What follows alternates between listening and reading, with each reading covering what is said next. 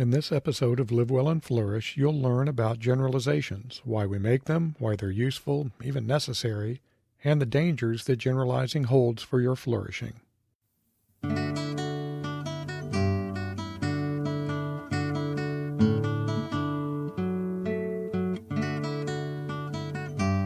Welcome to Live Well and Flourish, where I help you understand what it means to live a flourishing life. I'm your host, Craig Van Slyke.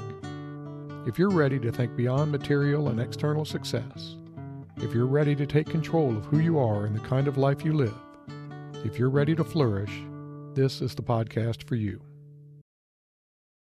Despite my goal of being a good Stoic, two phrases that are commonly used in online debates, "Okay Boomer" and "Snowflake Generation," usually raise my blood pressure.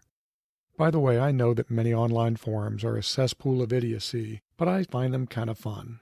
I don't know what that says about me.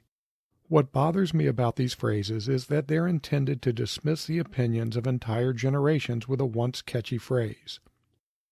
When someone uses one of these snippy comments, I know two things.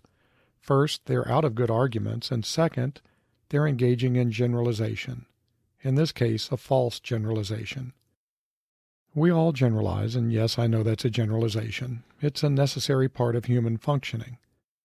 But relying on false generalizations and overgeneralizing can harm your flourishing.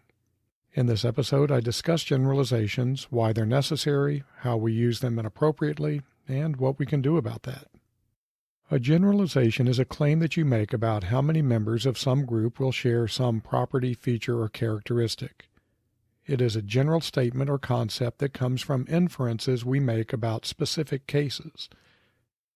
Generalizations are intertwined with assumptions, which I discussed in the last episode. As a reminder, an assumption is something you accept as fact without proof. There's kind of a recursive relationship between assumptions and generalizations. Assumptions feed generalizations, and generalizations often lead us to make assumptions. Generalizations, like assumptions, are necessary for navigating life. Like assumptions, generalizations are useful, but just as too much salt spoils a broth, taking generalizations too far can lead to counterproductive thoughts, beliefs, and behaviors. Here's a trivial little story that can help me better explain how generalizations work and how they can fail us. Tracy and I made a run to the local hardware store one Sunday. We were hungry, so we stopped into a restaurant near the local mall to grab some lunch. We were greeted cordially and shown to a table. On the way to the table, naturally, we looked around. The other diners were pretty dressed up.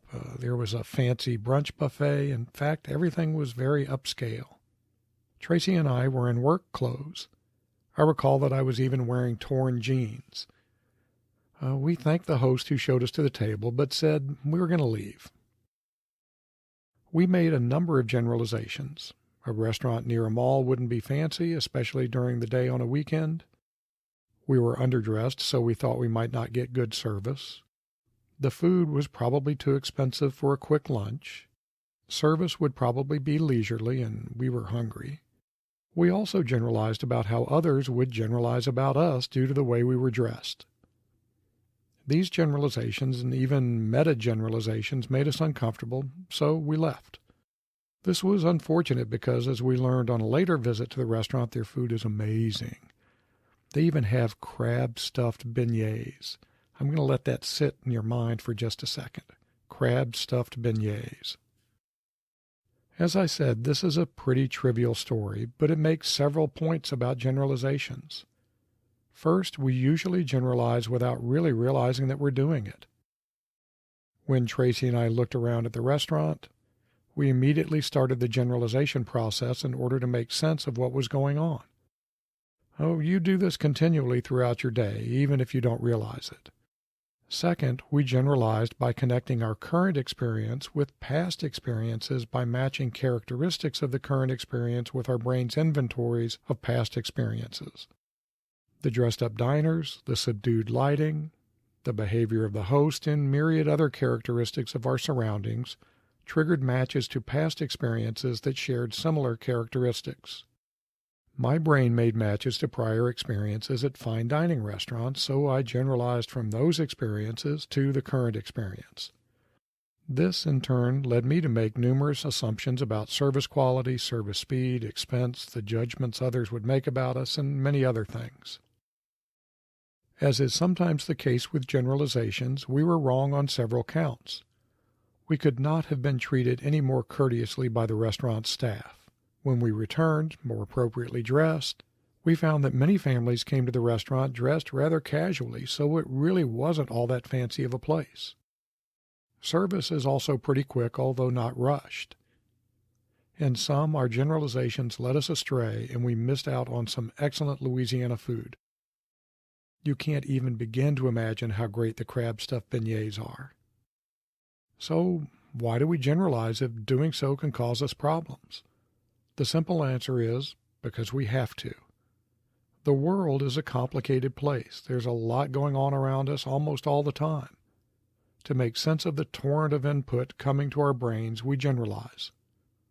Generalizing helps us make sense of a novel situation by connecting it to past experiences. Generalizing occurs naturally. It's a fundamental human learning process. So, how does generalization work? Basically, you generalize by transferring knowledge across multiple situations. You transfer your knowledge from prior experiences to a new experience in order to make sense of the new experience. When we saw the fancy furnishings and subdued lighting in the restaurant, we interpreted what this meant based on our prior experiences in restaurants with similar ambiance. This all happens very quickly, almost instantly in many cases. We connected this novel experience, the first visit to this particular restaurant, by recognizing the similarities to prior restaurant experiences. These connections led us to classify the restaurant as fancy and make related assumptions.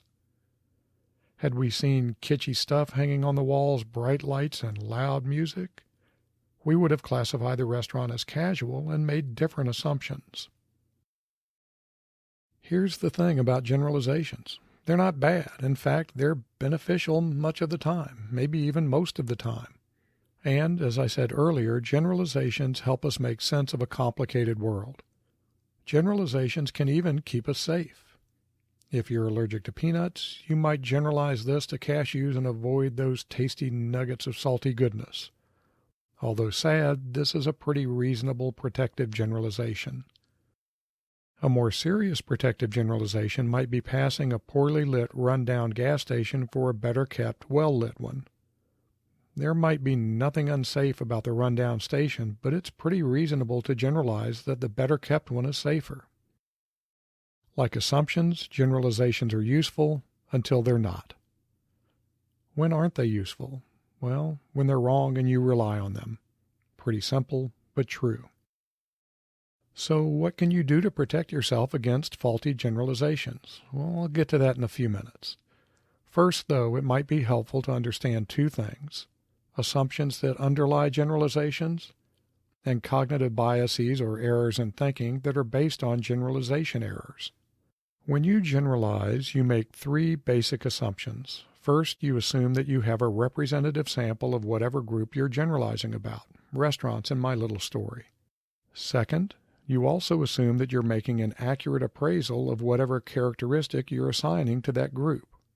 Tracy and I did this for several characteristics: the cost of the food, the pace of the service, how we would be treated, just to name a few. Third, you assume that your margin of error is either low or non-material, which just means that if you're wrong, it really won't matter. If any of these assumptions are wrong, you're in danger of inappropriate generalization. Often this isn't a huge deal, but sometimes it can be, as is the case with stereotyping and prejudice. A large number of cognitive biases are related to generalizing. A cognitive bias is just a subconscious error in thinking that deviates from rationality. Let's look at a few cognitive biases related to generalizations. The first is the hasty generalization.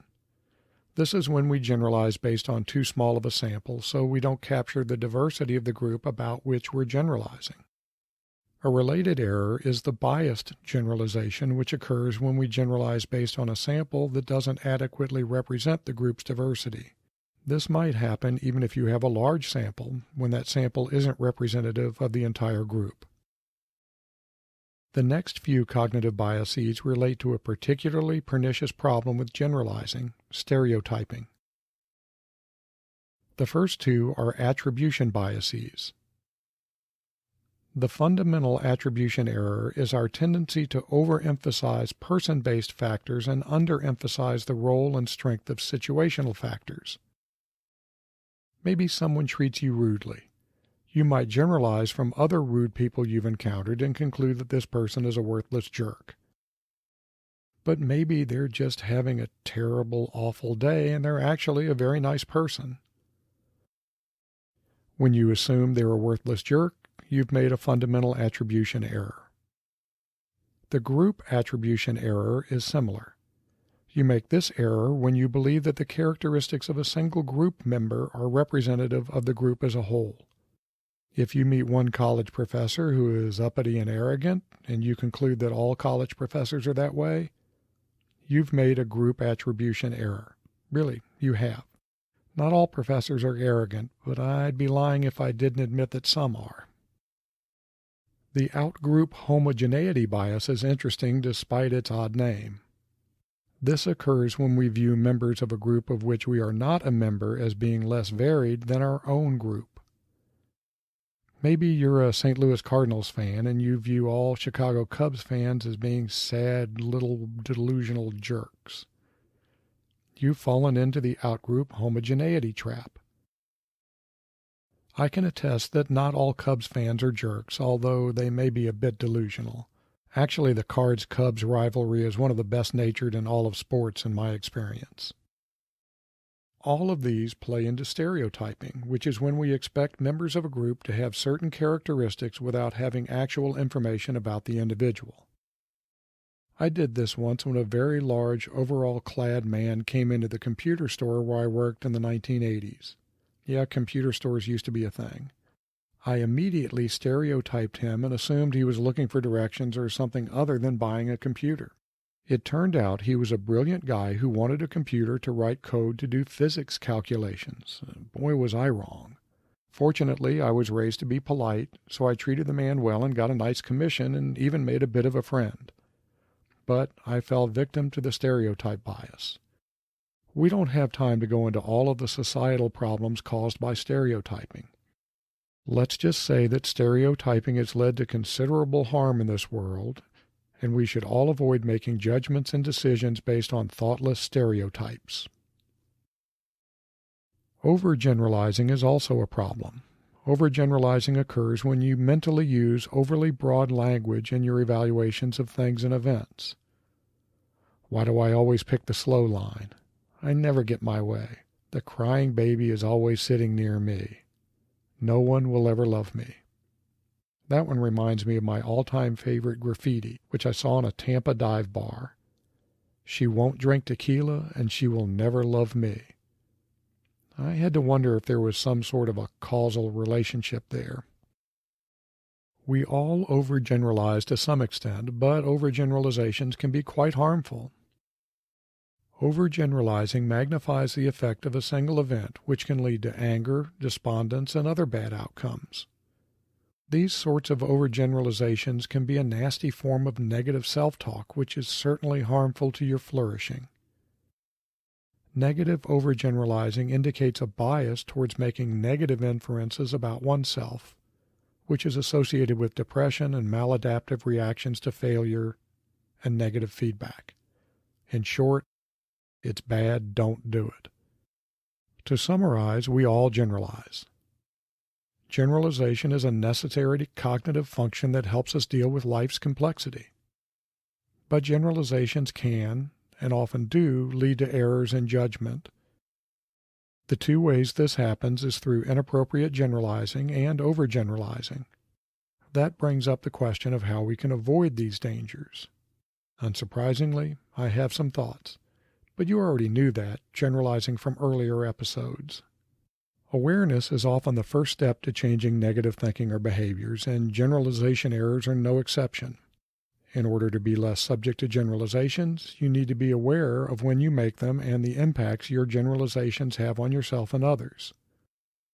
Generalizations often occur when you encounter something or someone new, and as part of making sense of things, you assign someone or something to a group. When making a faulty generalization has serious potential consequences, pause your automatic thinking and consider two questions. What generalizations might you make in this situation? And what if those generalizations are wrong? Doing this repeatedly will help you build your awareness of generalizations and their causes and effects. Be especially aware of overgeneralizations that you apply to yourself. Avoid overgeneralizing based on negative experiences and outcomes. Your past is not your future. You might also consider engaging in counter-generalization thinking. By this I mean actively seeking out counterexamples to stereotypes. Look for things that appear out of the ordinary, or at least what you consider ordinary. This can be especially effective in dealing with stereotypes by identifying and focusing on counter-stereotypes. I'm not going to give examples here. You need to think about the stereotypes you hold and seek out counterexamples. This will disrupt the flow of reinforcement of stereotypes, which will weaken them. Finally, treat generalizations as hypotheses and subject them to testing. This requires being aware of your generalizations, of course. In important situations, only apply generalizations that have been proven accurate, helpful, practical, and where there is a net benefit to using the generalization. Even then, proceed with caution. Remember, your generalization may be wrong. By the way, when researching this episode, I ran across a handy flowchart about using generalizations. I'll put a link in the show notes. Well, that's enough for now. I hope that learning about generalizations will help you better understand when to generalize and when not to. Of course, doing so will involve generalizations. I'll leave you with the wise words of Kierkegaard. Once you label me, you negate me. Do not negate yourself and others through harmful generalizations. Avoid this, and you'll make the world a little better. Until next time, be well, my friends. I produce Live Well and Flourish because of my dedication to helping others live excellent lives. I don't accept sponsorships, and I don't want your money. The only thing I want is to help you and others flourish. If you've received some value from this episode, please share it with someone that might also benefit from listening. The best way to do that is to direct them to livewellandflourish.com. Until next time.